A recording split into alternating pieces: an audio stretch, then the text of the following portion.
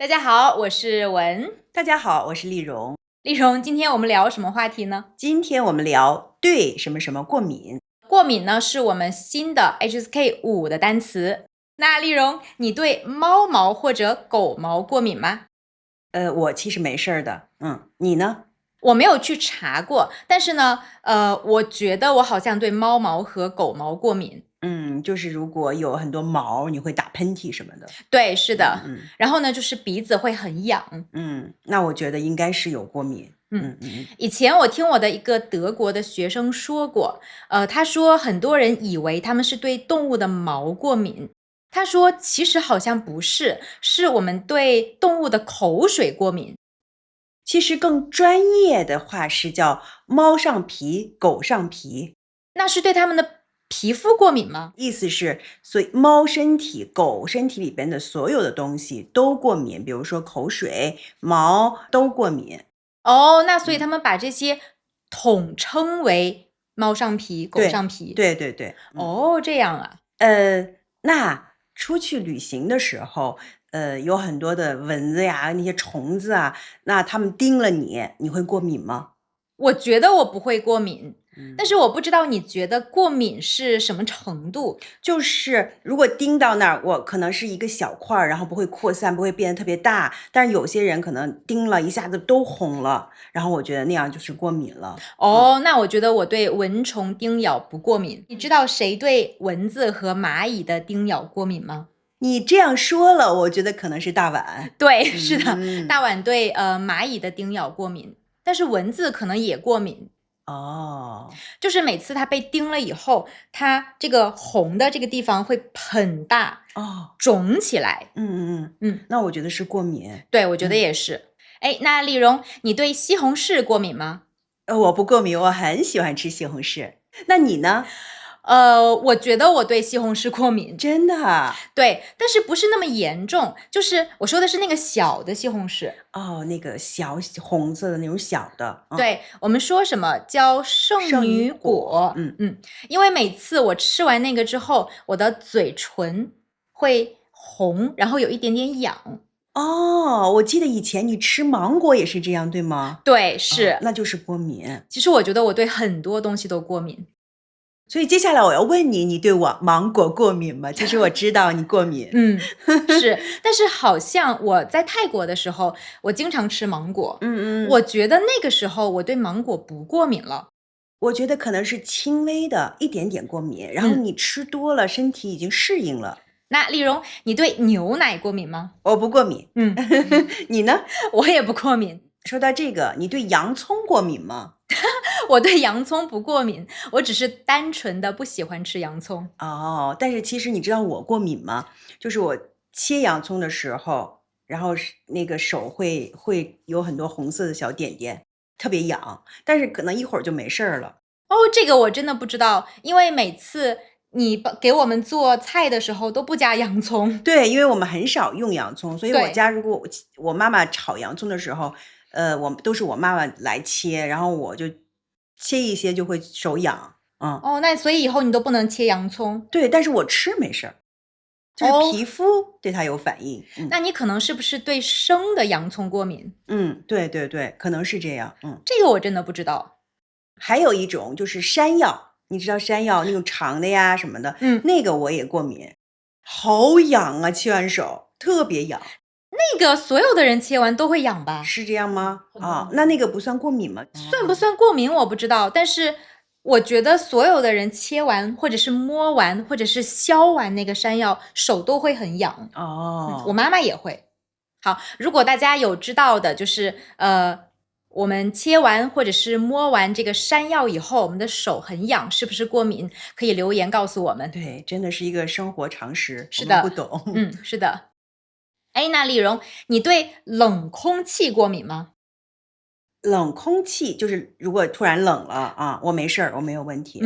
比如说我在一个温度稍微高一点的地方，然后呢，突然到一个温度稍微低一点的地方，然后我的鼻子吸了一些冷空气之后，我就会开始打喷嚏、流鼻涕。比如说突然开空调，对，你也会对吧？对，是的。所以呢，我对冷空气过敏。以前我妈妈经常觉得是感冒。对，如果没有这个常识，可能认为是着凉了。对，然后每次我一打喷嚏，然后我妈妈说：“你看感冒了吧？”其实后来才知道是过敏。就是我觉得他们在他们那个年代，他们没有这个对很多东西过敏的概念。对，没有。他们可能只觉得我们都是对某一些所有的人都会过敏的东西过敏。对，如果你吃了什么，你觉得不舒服，他们会觉得太娇气，特别是我父母。因为我对羊肉过敏，就是我吃羊肉就会拉肚子，然后吐。然后我妈说可能是最近你的肠胃不好，然后以前就是这样说，但是后来发现越来越严重，她才知道哦，确实是不能吃。真的，父母就会觉得可能是你的肠胃不好，然后你吃了拉肚子，不是因为你对这羊肉有什么过敏，他觉得不可能过敏。你觉不觉得就是很奇怪，在我们父母的那一代人，他们不经常对一些东西过敏，或者过敏了，他们不觉得。对，然后我觉得现在我们这一代，或者是我们的下一代，比如说孩子呀什么的，他们对很多东西都过敏，就是特别的敏感。对，为什么呢？你说是不是跟我们经常吃一些工厂的加工品有关系？不好的食物。对，不健康的食物，是不是呢？或者是说现在我们的空气，然后还有我们的压力呢？各种。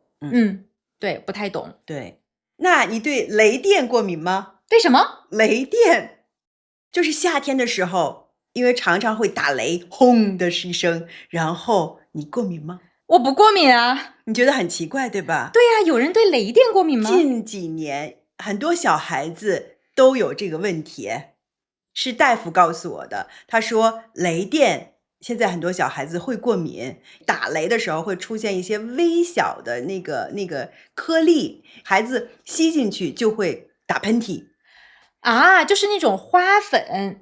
然后他打雷或者闪电的时候，他把那个花粉打得更碎，打得更小，或者空气里边的那些灰尘啊什么的污染啊，所有都算上。所以他其实不是对雷电过敏，是对雷电以后的这种花粉和灰尘过敏。对，打雷的时候，然后起来，然后结束出来那个反应那个东西，它过敏。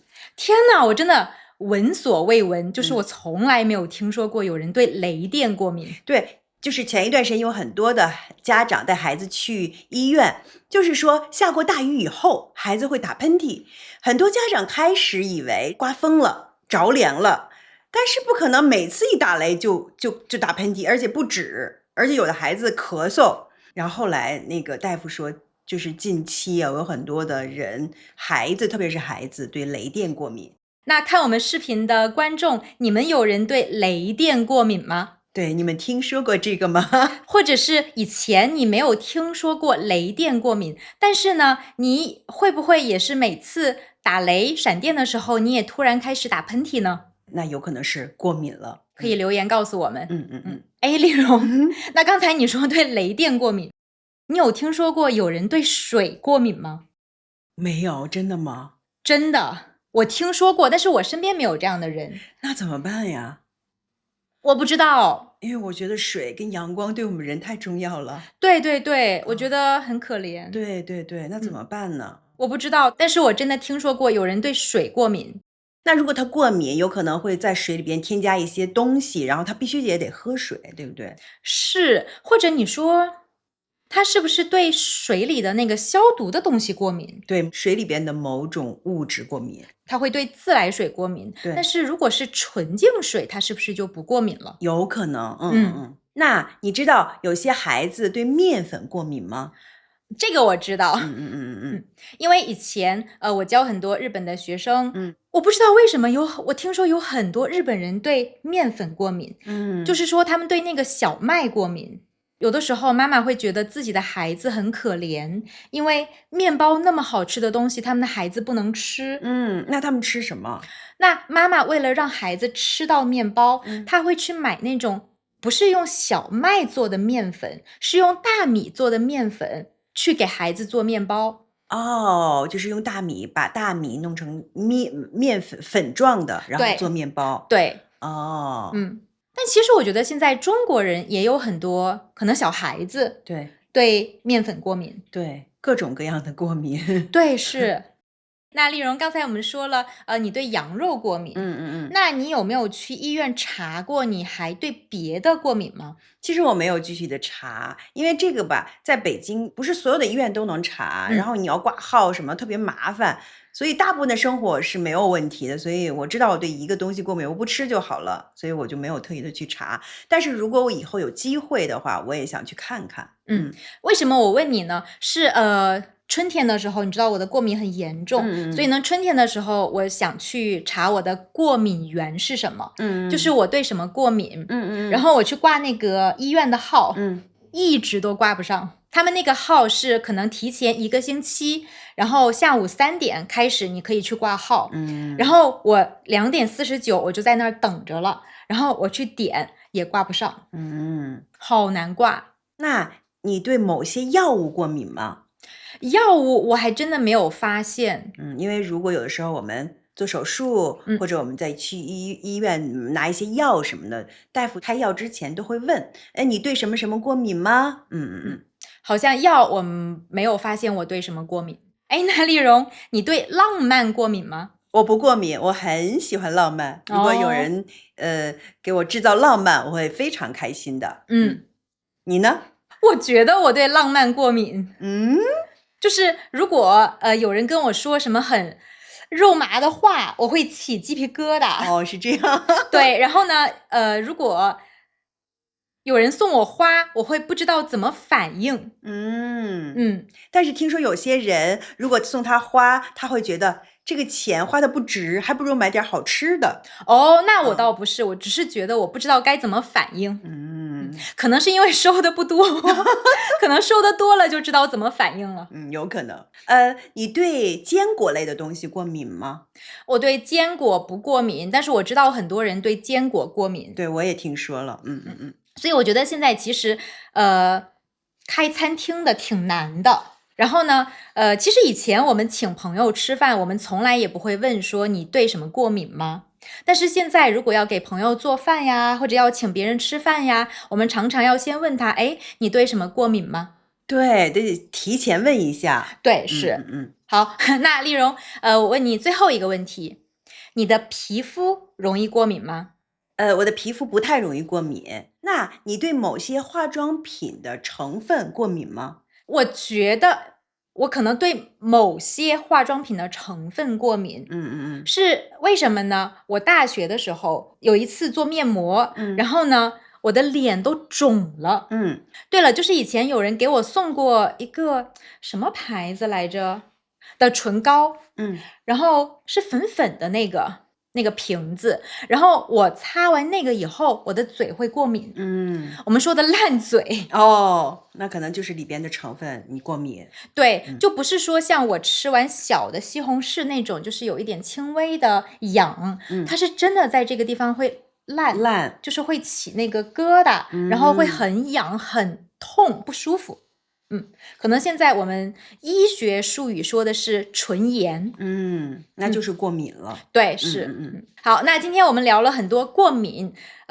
如果呢你们对什么过敏，也可以留言告诉我们，跟我们交流一下。对，让我们知道还有什么我们不知道的一些东西你们会过敏。如果你去中国的饭馆吃饭，如果你对什么过敏，你也可以告诉服务员我对不啦不啦过敏。那如果呢你要问一个中国人，你想知道他对什么过敏，你可以问他你对不啦不啦不啦过敏吗？或者是你对什么过敏？那今天的视频就拍到这里吧，我们下期视频见，再见，拜拜。